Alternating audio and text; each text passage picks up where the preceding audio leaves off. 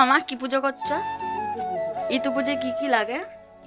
লাগে তুলসী মঞ্জুর, দুব্র লাগে, ডাটি সহ গাঁদা ফুল লাগে, সর্ষের ফুল লাগে, মূলো লাগে, কলা লাগে এবং খেজুরের গুড় লাগে, 5 ভাজা লাগে, 5 ফল 7 ফল যে যেমন পারে দেয়, দিয়ে ভক্তি করে পুজো। আচ্ছা, এখানটা দেখো আমার মা সবকিছু কিন্তু প্রায় জোগাড় করে দিয়েছে। মা জোগাড় করেছে কিছুটা, জেঠি জোগাড় করে দিয়ে গেছে আমার। তো এখানে দেখো তুলসী মঞ্জুলিকা, গাঁদা ফুল, আর মূলোটা না এই যে এই সাইজের হয়, এরকম হয়, মানে একটুখানি মূলো থাকবে, বড় মূলো হলে হবে না, মানে একদম কচি থাকতে হবে, কারণ এই পুজোটা মা আর আমার যেহেতু, তো সেক্ষেত্রে তারপর কলা লাগবে, দুব্বো লাগবে, সর্ষের ফুল লাগবে, তারপর সর্ষের ফুল দিয়েছে, আর ওই থেকে 5 ফল আছে। আর ওইদিকে মা রেখেছে গুড়, তারপর চিড়ে, না দাঁড়াও না, গুড় আছে, মুড়ি আছে, 2 রকমের মুড়ি আছে, চিড়ে ভাজা আছে, চানাচুর আছে, কিশমিশ আছে, বাদাম আছে, এগুলো আছে, ওইদিকে ফল আছে। আর আজকে আমাদের কি ভাত খেতে হবে মা? আতপ চালের ভাত, গোবিন্দভোগ চাল আর ডাল মিশিয়ে, সবজি টবজি মিশিয়ে, মানে অ্যাকচুয়ালি সেদ্ধ ভাত খেতে হবে আজকে। আজকে খিচুড়ি টাইপের করবে মা আজকে, কারণ সেদ্ধ ভাত মুখে অতটা স্বাদ লাগবে না, কারণ আর তাই জন্য মা কি করবে, সবজি টবজি দিয়ে, একটু সোনা মুগ ডাল দিয়ে, একটু গোবিন্দভোগ চাল দিয়ে, সব কিছু দিয়ে একটু খিচুড়ি টাইপের করবে। আর সেটা আজকে ঘি দিয়ে মন ভরে খাবো, সাথে আলু ভাতে বা আলু মাখা থাকবে, ওফ সেই লাগবে খেতে, অসাম অসাম। দেখো মা এখানে আসন পাচ্ছে খেতে দেবে বলে। ও ফল কাটবা?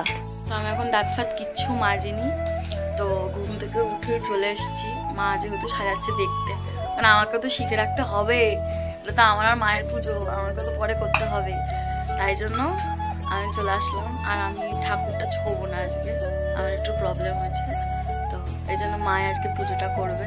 চলো মা পুজো দিতে দিতে আমার দাঁত ফাত সব মেজে ফ্রেশ ট্রেশ হয়ে আসি, তারপরে দেখাবো যে মা পুজোটা কিভাবে করে, আর এই পুজোটা শেষ পর্যন্ত তোমাদের সবটা দেখো, ঠিক আছে? পিঠে কাজ করো কেন, একটু আস্তে আস্তে করতে পারো না?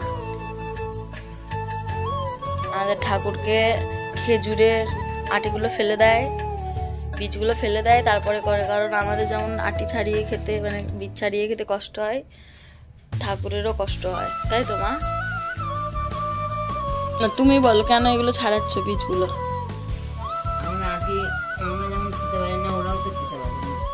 তা আমরা তো ছাড়িয়ে খেতে পারি, তো ঠাকুরও ছাড়িয়ে খাবে? পারবে না, ঠাকুরের হাত নেই, তাহলে ঠাকুর যদি ছাড়িয়ে দিত তাহলে মানুষ এইভাবে দিত না। আমার মায়ের একটু বেশি ভক্তি, একটু বেশি ভালোবাসা। দেখি তাকাও দেখি, বাবারে আমার মায়ের একটু বেশি ভালোবাসা, বেশি একটু ওই জন্য। ওই যে কি, তোর একটা ঘর, আমার একটা ঘর, মায়ের একটা ঘর, বাবা। ও লাল লাল চেরি, লাল লাল চেরি, এটা হচ্ছে আমার ফেভারিট। এটা এটা এটা আমার চেরি, এটা অ্যাকচুয়ালি চেরি নয়, আমরা সবাই চেরি ভাবি, বাট এটা চেরি না, আসল চেরির দাম আছে। আসল চেরির একটা চেরির দামই হচ্ছে 1 টাকা 2 টাকা পিস। এটা হচ্ছে কি একটা জিনিসটাকে লাল রং করে, এই যে কেশরি আলু, কেশরি আলু পরে কিনতে লাগবে, আমার পরে কিনতে লাগবে কেশরি আলু। লিওকে যখন নিয়ে আসবো, লিও তখন তো এমনি আলু খেতে পারবে না, লিওকে তখন কেশরি আলু দিতে হবে। চলো মা যতক্ষণ পুজো করবে ততক্ষণ আমি তোমাদের এই ঋতু পুজোর একটা গল্প আছে, সেটা তোমাদের ছোট্ট করে শুনিয়ে দিই। এক দেশে এক গরিব ব্রাহ্মণ তার স্ত্রীকে 2 মেয়েকে নিয়ে বাস করত। ব্রাহ্মণ ভিক্ষা করে যা পেত তাই দিয়ে তাদের সংসার চলে যেত। ব্রাহ্মণের একদিন পিঠে খাওয়ার খুব ইচ্ছে হলো, তাই সে অতি কষ্টে ভিক্ষা করে চাল, নারকেল, গুড় সব জোগাড় করলো। তার স্ত্রীকে বলল পিঠে তৈরি করতে। তার স্ত্রীকে এটাও বলে দেয় যে তার থেকে যেন একটা পিঠেও অন্য কাউকে না দেয়। এরপর ব্রাহ্মণ রান্নাঘরের পিছনে লুকিয়ে বসে থাকে, আর তার বউয়ের একটা করে পিঠে বাজলে পিঠে বাজার ছ্যাক ছ্যাক শব্দে ব্রাহ্মণ দড়িতে একটা করে গিট দিয়ে ব্রাহ্মণ কটা পিঠে হলো তা মনে রাখে।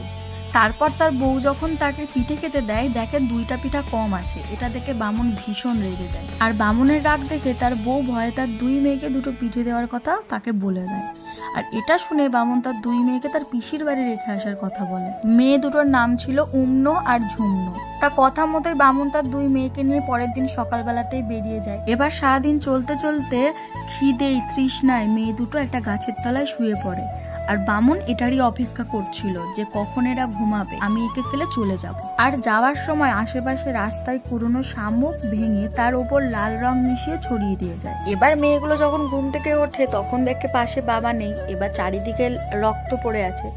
তখন উমনো ঝুমনোকে বলে যে দিদি, বাবাকে মনে হয় বাঘে খেয়েছে। কিন্তু ঝুমনো বলল, না না, আমরা যে 2টো পিঠে লুকিয়ে লুকিয়ে খেয়েছিলাম তাই জন্য বাবা আমাদের পিসির বাড়ির নাম করে এই জঙ্গলে ছেড়ে গেছে। তাছাড়া পিসি বলতে তো আমাদের কোনো কালেই কেউ ছিল না।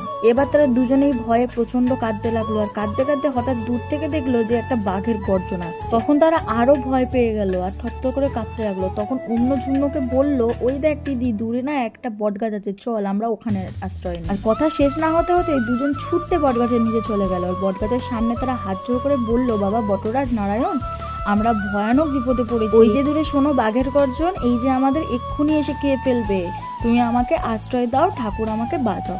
আর তাদের কথা শুনে তখনই বটগাছ তখনই দুভাগ হয়ে গেল আর তারা তাদের মধ্যে ঢুকে গেল। তারপর বাঘটি যখন সেখানে আসলো, মানুষের গন্ধ পেল, কিন্তু কাউকে খুঁজে পেল না, আর শেষমেশ সেখান থেকে চলে গেল। তোমরা কি ভাবছো এবার বটগাছ থেকে বেরোবে কিভাবে?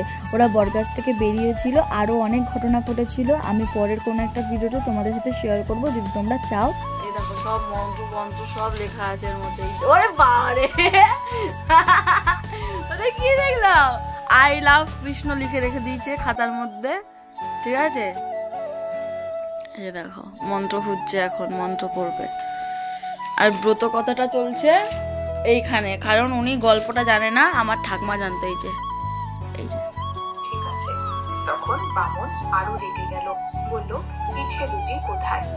তখন বামন বলল, তার 2 মেয়েকে সে একটু একটু করে পিঠে খেতে দিয়েছে, কিন্তু সে চুপ করে রইল, কিছুই বলল না। এরপর দিন সকালবেলা বামন বামনিকে বলল, আজ পিসির বাড়ি থাকলে তারা 2টো খেতেও পাবে, আর ওখান থেকে ওদের বিয়ে থাও ব্যবস্থা করা যাবে। বামন আরো বললো যে তার মনের অবস্থা খুবই ভালো, তার কাছে যায়। বামনি কিন্তু এই কথাতে খুশি হলো না, কিন্তু সে মুখে কিছু বলতেও পারলো না। বামন উমনো আর ঝুমনোকে নিয়ে বাড়ি থেকে রওনা দিল।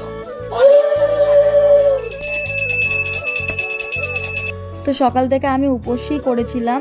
তো পুজো শেষ হয়ে গেল, এই যে প্রসাদ, আর আমি এখানে বসে বসে রোদের মধ্যে বারান্দাতে এরকম ফল খাচ্ছি। মাও এখানে বসে বসে মুড়ি টুড়ি খাচ্ছে, আর মাও সকাল থেকে সেরকম কিছু খায়নি। তো আমরা সবাই এখানে বসে আছি। আর এদিকে দুপুরবেলায় গোবিন্দভোগ চালের ভাত হয়েছে, সাথে কিন্তু ঝাল ঝাল করে আলু ভাতে মাখা, আর সেটা কিন্তু ঘি দিয়ে খাবো। আর এই ভাতটা কিন্তু প্রচণ্ড সুন্দর খেতে লাগে। তো পারলে তোমরাও কখনো ট্রাই করে দেখো, ট্রাস্ট মি, অনেক সুন্দর খেতে লাগে। তো ভিডিওটা আমি এখানে এন্ড করছি, আমি এখন খেয়ে নিই। ভিডিওটা কেমন লাগলো অবশ্যই কমেন্ট করে জানিও।